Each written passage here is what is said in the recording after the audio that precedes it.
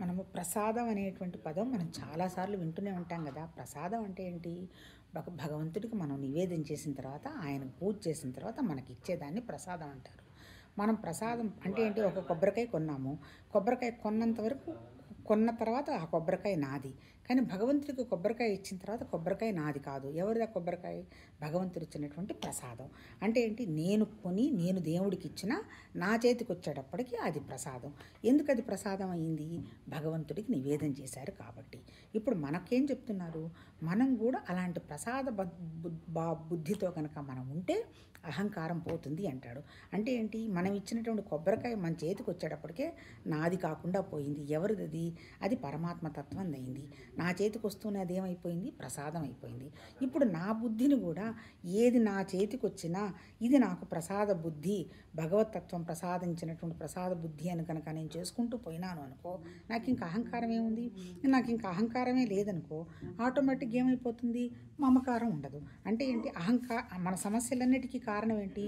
నాది, నేను ఇంత చేశాను, నేను తప్ప ఎవరు ఉండరు, నా అంత గొప్పవాళ్ళు లేరు అనేటువంటి విషయంగా మనకి భావన.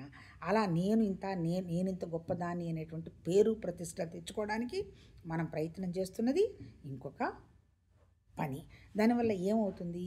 ఎప్పుడు నాది నాది అనేటువంటి అహంకారం పెరుగుతూ ఉంటుంది.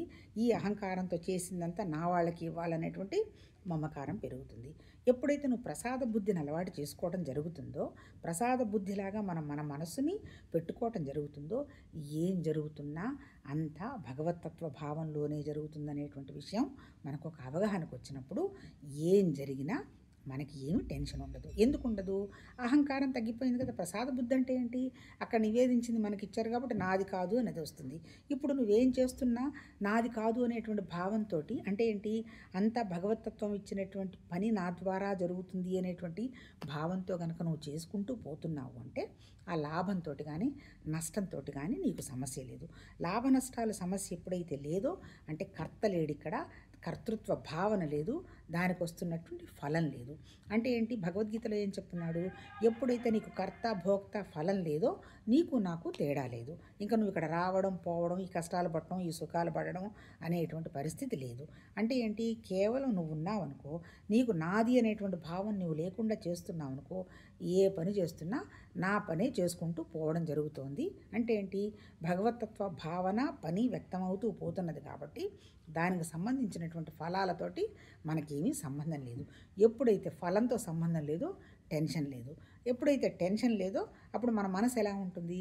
ప్రసాద బుద్ధిలాగా ఉంటుంది. ప్రసాద బుద్ధిలాగా అంటే ఏంటి?